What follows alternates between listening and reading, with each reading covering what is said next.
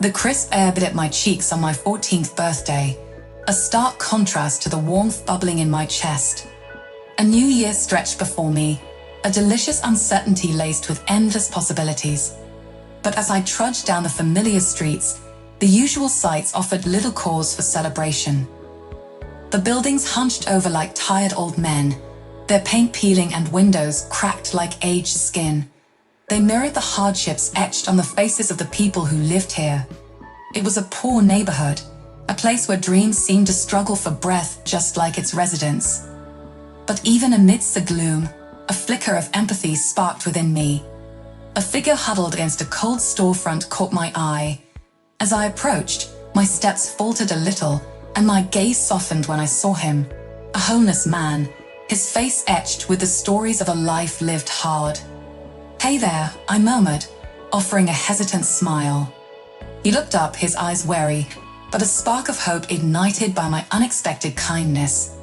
"Mornin'," he rasped, his voice rough like sandpaper. Without a second thought, I dug into my backpack, pulling out the sandwich and water, my own meager lunch. "Here," I offered, extending the package towards him. "It's not much, but it might help you get by." Surprise flickered across his face as he accepted the offering. A grateful smile, as warm as sunshine on a cold day, spread across his weathered features. "Thank you, miss," he muttered, his voice thick with emotion. "God bless you." I returned the smile, a warmth blooming in my chest that had nothing to do with the birthday anticipation and everything to do with making a small difference. "You're welcome," I replied softly. "Take care of yourself out here." With a final nod of thanks, I continued on my way. My steps felt lighter, a lightness born from the knowledge that even the smallest act of kindness can make a difference in someone's life. As I navigated the bustling hallways of my school, a heavy weight settled in my chest, fueled by envy and longing. Everywhere I turned, I was met with a display of privilege and abundance that seemed so out of reach for someone like me. Each conversation I overheard, each glimpse of a new gadget or trendy outfit, only served to deepen the ache within me. I watched as my classmates excitedly made plans for extravagant vacations and elaborate birthday parties, their laughter ringing in my ears like a cruel reminder of everything I lacked. I tried to push aside my feelings of inadequacy, reminding myself that material possessions weren't the measure of a person's worth. But no matter how hard I tried, I couldn't shake the gnawing sense of longing that clung to me like a shadow. As I sank into my seat in the classroom, the weight of my envy threatened to suffocate me. I cast a longing glance at the girls across from me, their designer handbags and sparkling jewelry serving as painful reminders of what I could never have. "Hey Jenna, you seem kind of down today." Lully's voice broke through my thoughts, her concern evident in her furrowed brow. I forced a smile, but it felt hollow on my lips. "Yeah, I'm fine," I replied, the lie tasting bitter on my tongue.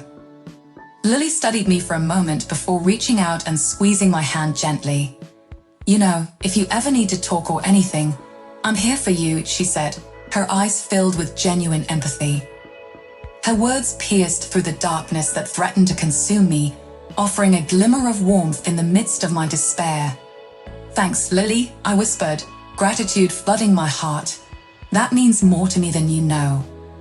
As I trudged warily toward home, the weight of the day heavy on my shoulders, I couldn't shake the feeling of unease that gnawed at the edges of my mind. The sun dipped lower in the sky, casting long shadows across the pavement as I finally reached the familiar sight of our modest house. Pushing open the creaky gate, I stepped into the warmth of our humble abode, greeted by the familiar scent of home-cooked meals and the soft glow of lamplight. My mother met me with a warm smile, her eyes twinkling with anticipation. "Happy birthday, Jenna," she said, holding out a small wrapped package. "I know it's not much, but I hope you like it." Tearing open the wrapping, I found a simple necklace nestled inside, its delicate chain glinting in the soft light. My heart swelled with gratitude as I embraced my mother, the weight of her love wrapping around me like a comforting blanket. That evening, we shared a modest celebration, the two of us huddled together on the couch as we indulged in our favorite TV show and enjoyed a simple yet heartfelt meal. It wasn't extravagant, but it was perfect in its own way, a reminder of the bond we shared and the strength that came from facing life's challenges together. The next morning, as I made my way to school, my thoughts still lingering on the warmth of the previous evening, I spotted him again. The same homeless man I had encountered before. But this time, there was something different about him, a spark of recognition in his eyes as he met my gaze. "Good morning, Jenna," he greeted me, his voice soft yet filled with warmth. "My name is Alexander." Surprised by his sudden introduction, I nodded in response, a small smile tugging at the corners of my lips. "Nice to meet you, Alexander," I replied, my curiosity piqued. Without hesitation, I reached into my bag and pulled out my lunch, offering it to him with a kind smile. "Here, take this," I said, my heart swelling with compassion. "I hope it helps." Alexander accepted the food with gratitude, his eyes shining with appreciation. "Thank you, Jenna," he said, his voice tinged with emotion. "You have a kind heart." With a nod of thanks, I continued on my way to school. The weight of the day still hung heavy on my shoulders as I trudged home from school, my thoughts consumed by the looming shadow of my poor history grade. It wasn't that I didn't understand the material, it was just hard to keep up without a laptop at home. But admitting that felt like a shameful confession, one I wasn't ready to make. As I turned the corner and approached our house, my heart skipped a beat at the sight that greeted me. A sleek black limousine parked in front, its tinted windows reflecting the fading light of the day. My mother stood nearby, engaged in a hushed conversation with the driver, her expression unreadable. "Jenna, darling, come here," she called out as she caught sight of me, her voice tinged with urgency. Confusion knitted my brows as I approached cautiously, my pulse quickening with each step. "What's going on?" I asked, unable to keep the tremor of unease from my voice. My mother's smile was strained as she motioned for me to join her by the limousine. "There's someone I want you to meet," she said cryptically, her tone betraying no hint of emotion. With a sense of foreboding, I climbed into the back of the limousine, my mother following closely behind. The driver shut the door with a soft click, and the car lurched into motion, the gentle hum of the engine filling the silence. As we drove through the streets, the tension in the air was palpable, a silent barrier separating us from the outside world. I tried to quell the rising tide of anxiety that threatened to overwhelm me, but the knot in my stomach only tightened with each passing moment. Finally, the limousine came to a stop in front of a magnificent mansion, its grandeur taking my breath away. My heart pounded in my chest as I stepped out of the car, my eyes wide with wonder and apprehension. "What is this place?"